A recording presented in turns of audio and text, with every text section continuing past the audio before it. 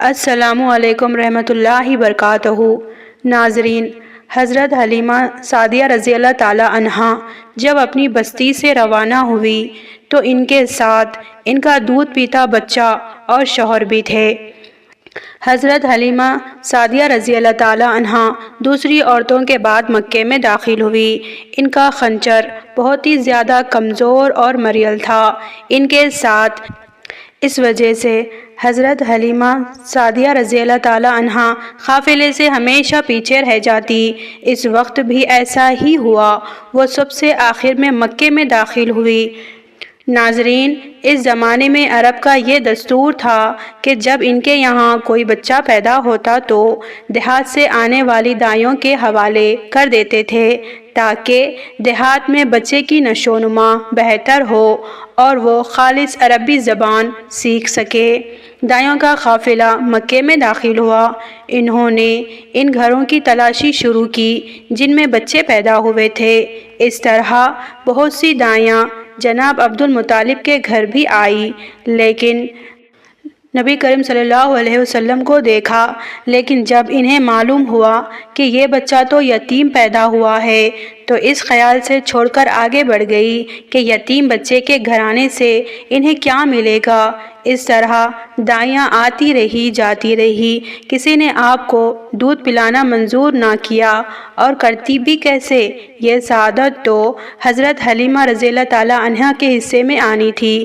جب حضرت حلیمہ رضی اللہ تعالی عنہا مکہ پہنچی تو انہیں معلوم ہوا سب عورتوں کو کوئی نہ کوئی بچہ مل گیا ہے اور اب صرف وہ بغیر بچے کے رہ گئی ہے، اور اب کوئی بچہ باقی نہیں بچا۔ ہاں، ایک یتیم بچہ ضرور باقی ہے جسے دوسری عورتیں چھوڑ گئی ہے۔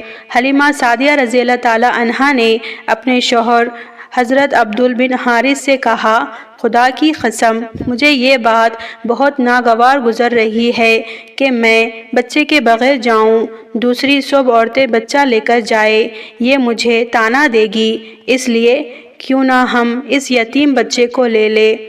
عبد بن حارث بولے، کوئی حرج نہیں، ہو سکتا ہے اللہ اسی بچے کے ذریعے ہمیں خیر و برکت عطا فرما دے۔ چنانچہ حضرت حلیمہ سعدیہ رضی اللہ تعالی عنہا عبد المطلب کے گھر گئی۔ جب عبد المطلب اور حضرت آمنہ نے انہیں خوش آمدید کہا، پھر آمنہ انہیں اپنے بچے کے پاس لے گئی۔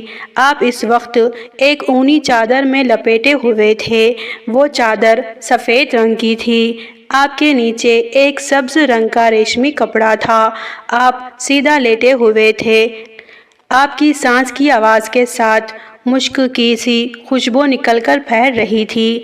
حضرت سعدیہ رضی اللہ تعالی عنہا آپ کے حسن و جمال کو دیکھ کر حیرت زدہ رہ گئی۔ آپ اس وقت سوئے ہوئے تھے، انہوں نے جگانا مناسب نہ سمجھا، لیکن جو ہی انہوں نے پیار سے اپنا ہاتھ آپ کے سینے پر رکھا، آپ مسکرا دیے اور آنکھیں کھول کر ان کی طرف دیکھ حضرت حلیمہ سعدیہ رضی اللہ تعالی عنہا فرماتی ہے، میں نے دیکھا آپ کی آنکھوں سے ایک نور نکلا جو آسمان تک پہنچ گیا۔ میں نے آپ کو گود میں اٹھا کر آپ کی دونوں آنکھوں کے درمیان کی جگہ پر پیار کیا، پھر میں نے آپ کی والدہ اور حضرت عبد المطلب سے اجازت چاہی، بچے کو لے کر قافلے میں آئی۔ میں نے آپ کو دودھ پلانے کے لیے گود میں لٹایا تو آپ دائیں طرف سے دودھ پینے لگے۔ پہلے میں نے آپ کو بائیں طرف سے دودھ پلانا چاہا، لیکن آپ نے اس طرف سے دودھ نہ پیا، دائیں طرف سے آپ فوراً دودھ پینے لگے۔ بعد میں بھی آپ کی یہی عادت رہی، آپ صرف دائیں طرف سے دودھ پیتے رہے، بائیں طرف سے میرا بچہ دودھ پیتا رہا۔ پھر قافلہ روانہ ہوا۔ حلیمہ سعدیہ رضی اللہ تعالی عنہا فرماتی ہے، میں اپنے خنجر پر سوار ہوئی، آپ کو ساتھ لے لیا۔ اب جو ہمارا خنجر چلا تو اس قدر تیز چلا کہ اس نے پورے قافلے کی سواریوں کو پیچھے چھوڑ دیا۔ پہلے وہ مریل ہونے کی بنا پر سب سے پیچھے رہتا تھا۔ میری خواتین ساتھی حیرانی سے مخاطب ہوئی، اے حلیمہ، یہ آج کیا ہو رہا ہے؟ تمہارا خنجر اس قدر تیز کیسے چڑھ رہا ہے؟ کیا یہ وہی خنجر ہے جس پر تم آئی تھی اور جس کے لیے ایک ایک قدم اٹھانا مشکل تھا؟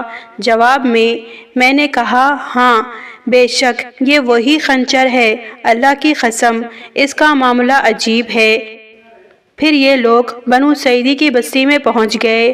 ان دنوں یہ علاقہ خشک اور قحط زدہ تھا۔ حلیمہ سعدیہ رضی اللہ تعالیٰ عنہا فرماتی ہے، آج شام جب ہماری بکریاں چر کر واپس آئی تو ان کے تھن دودھ سے بھرے تھے، جبکہ اس سے پہلے ایسا نہیں تھا۔ ان میں سے دودھ بہت کم اور بہت مشکل سے نکلتا تھا۔ اس دن ہم نے اپنی بکریوں کا دودھ دوہا تو ہمارے سارے برتن بھر گئے اور ہم نے جان لیا کہ یہ ساری برکت اس بچے کی وجہ سے ہے۔ آس پاس کی عورتوں میں بھی یہ بات پھیل گئی۔ ان کی بکریاں بستور بہت کم دودھ دے رہی تھی۔ غرض ہمارے گھر میں ہر طرف ہر چیز میں برکت نظر آنے لگی۔ دوسرے لوگ تعجب میں رہتے۔ اس طرح 2 ماہ گزر گئے۔ 2 ماہ ہی میں آپ چلنے پھرنے لگے۔ آپ 8 ماہ کے ہوئے ہی تھے تو باتیں کرنے لگے اور آپ کی باتیں سمجھ میں آتی تھی۔ 9 ماہ کی عمر میں تو آپ بہت صاف گفتگو کرنے لگے۔ اس دوران آپ کی بہت سی برکات دیکھنے میں آئی۔ حضرت حلیمہ سعدیہ رضی اللہ تعالیٰ عنہا فرماتی ہے، جب میں آپ کو اپنے گھر لے آئی تو بنو سعید کا کوئی گھرانہ ایسا نہ تھا جس میں مشک کی خوشبو آتی ہو۔ اس طرح سب لوگ آپ سے محبت کرنے لگے۔ پھر جب آپ صلی اللہ علیہ وسلم 2 سال کے ہو گئے تو ہم آپ کو لے کر آپ کی والدہ کے پاس آئے۔ اس عمر کو پہنچنے کے بعد بچوں کو ماں باپ کے حوالے کر دیا جاتا تھا۔ ادھر ہم آپ کی برکت دیکھ چکے تھے اور ہماری آرزو تھی کہ ابھی آپ کچھ اور مدت ہمارے پاس رہے۔ چنانچہ ہم نے اس بارے میں آپ کی والدہ سے بات کی۔ ان سے یوں کہا، آپ ہمیں اجازت دیجیے کہ ہم بچے کو 1 سال اور اپنے پاس رکھیں۔ میں ڈرتی ہوں کہیں اس پر مکے کی بیماریوں اور آب و ہوا کا اثر نہ ہو جائے۔ جب ہم نے ان سے بار بار کہا تو حضرت آمنہ مان گئی اور ہم آپ کو پھر اپنے گھر لے آئے۔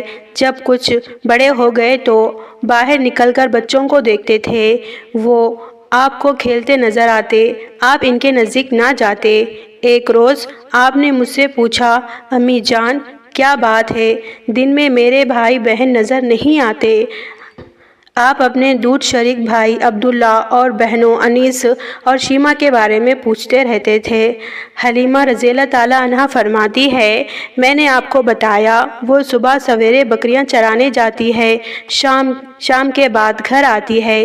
یہ جان کر آپ نے فرمایا، تب مجھے بھی ان کے ساتھ بھیج دیا کرے۔ اس کے بعد آپ اپنے بھائی بہنوں کے ساتھ جانے لگے۔ آپ خوشی خوشی جاتے اور واپس آتے۔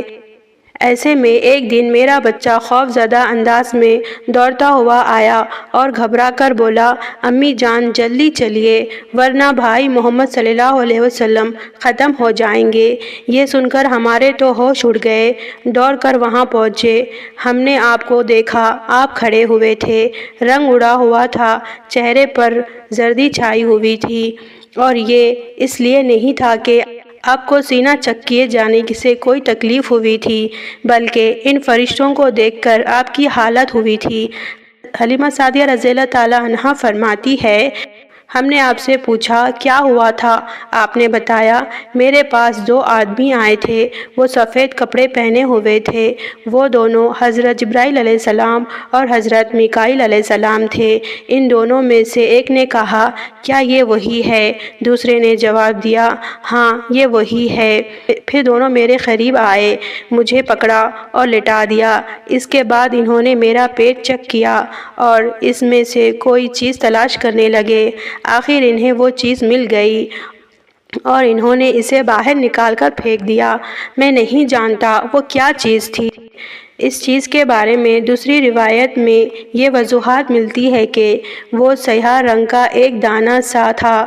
یہ انسان کے جسم میں شیطان کا گھر ہوتا ہے اور شیطان انسان کے بدن میں یہاں سے اثرات ڈالتا ہے حلیمہ سعدیہ رضی اللہ تعالیٰ عنہا فرماتی ہے، پھر ہم آپ کو گھر لے گئے۔ اس وقت میرے شوہر عبدل بن حارث نے مجھ سے کہا، حلیمہ مجھے ڈر ہے کہیں اس بچے کو کوئی نقصان نہ پہنچ جائے، اس لیے اسے اس کے گھر والوں کے پاس پہنچا دے۔